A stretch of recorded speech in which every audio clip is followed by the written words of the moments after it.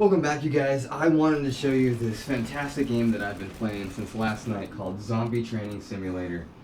I have literally played it till it killed my controllers, and that's a great thing right there. If you can play something so much your controllers die, that must be a pretty goddamn good game.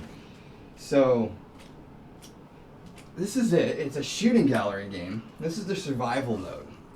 So you get a host of these meats and lanterns and stuff that you can throw out. Zombies get kind of drawn to those things, and then you just blow them away from that point on.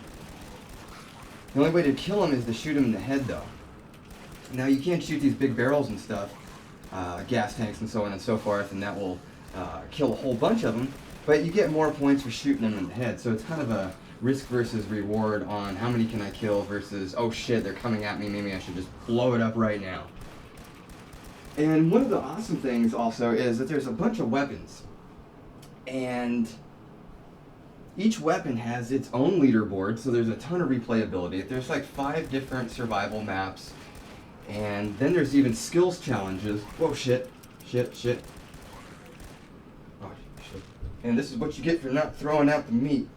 You gotta throw your meat out, or else you get fucked. And for extra credit. Boom. So, anyways, I was back to the skills challenges. Well, I'll show you when I'm done here with a little bit of the survival. But this is kind of the meat and potatoes of the game right here, is these survival modes. And, you know, I knew this game was out for a while, but it was one of those ones where you see it and you're like, oh, that doesn't look like very much fun. And then you play it and you're like, what the fuck, this is great. Why have I not been playing this all this time? Since then, I will try out every single game in VR. Nothing really is shit until I try it, because I've had games that look like they were made in 1995 just be a ton of fun. It's just weird. You get in here and it's a different medium. The graphics like seem to not matter. Let's go back out and try some of the other stuff. Which, to side rant, I'm really excited for that, because if you want to develop a VR game, get inspired.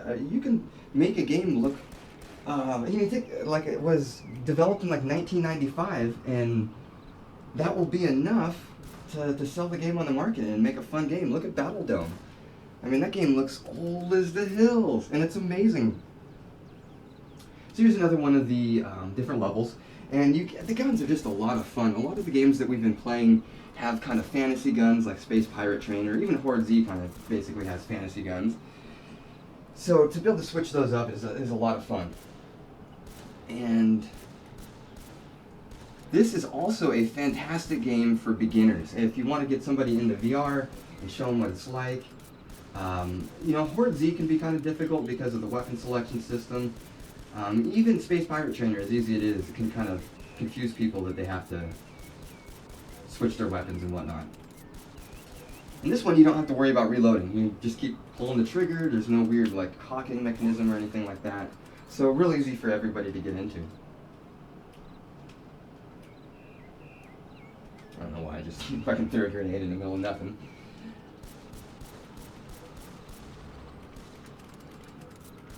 And yeah, don't let the graphics set you back. It's got its own unique charm. I love it. One of my frustrations though is, see this table here? See how there's like a gap right there?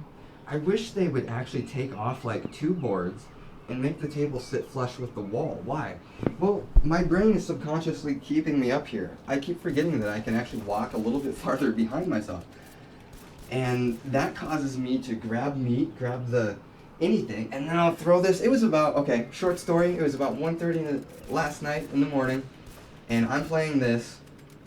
Now, I know my neighbors, but I don't really know them like on a first name basis or anything like that. There's 2 people over in the house I don't know. It's a townhouse. And I just took this meat and I went wham right into the wall, and I think I connected like, you know, about half swing, and it was loud. It was enough that it scuffed up the controller, you know, shaved it down to the plastic and whatnot. And from there, I just felt like an idiot because, oh my god, here I am banging on the walls. But what I'm saying all this for is, so I don't get too sidetracked, is that my brain is keeping me in this space right here. So as a developer, if anybody watches this or any future game developers, my brain is subconsciously keeping me up here. So either push this back to give me more space. That would be really awesome. And I think I just kicked the mic. I hope that doesn't ruin the audio here. So anyways, this is another really awesome mode. This kind of reminded me of the movie Equilibrium. So the goal is to take out these zombies as fast as you can. And that wasn't very fast.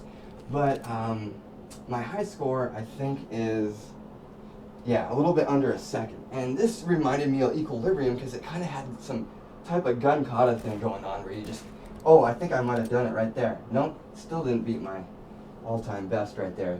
But this is a lot of fun to play around with and try to see if you can set those scores. And again, every single weapon has its own high score time. So that's a lot of fun as well.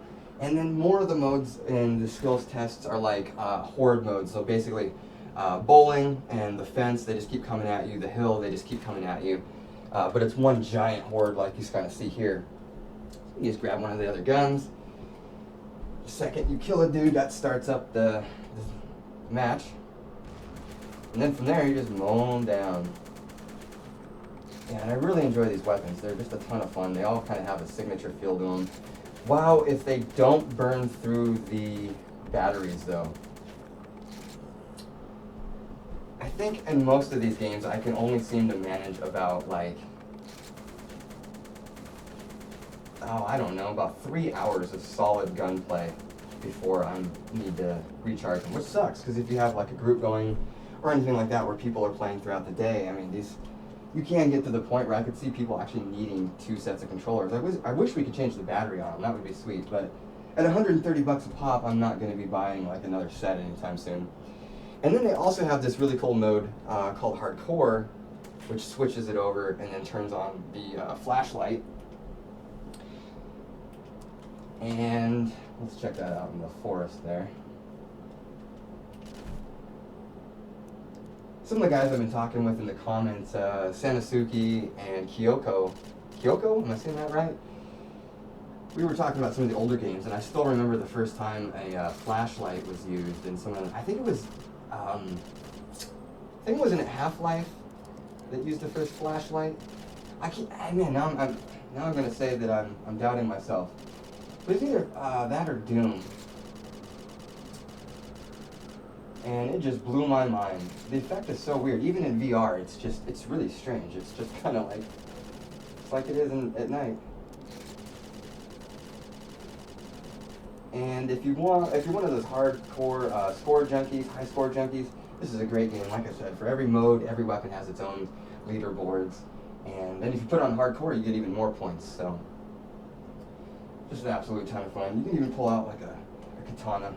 I can't see it now in the light, but now you should be putting down the meat and stuff, or else it'll just like bum rush you like that. So, just wanted to show you this game, guys. Man, it is a ton of fun, and I'm gonna easily would say this is on my top 5 Vive games. I enjoy it a lot, and I'm gonna be playing it a whole bunch too. So look for me on the leaderboards, and it's also 4th of July. So happy 4th of July, you guys, and stay tuned. I'll be doing some more videos this week, every day.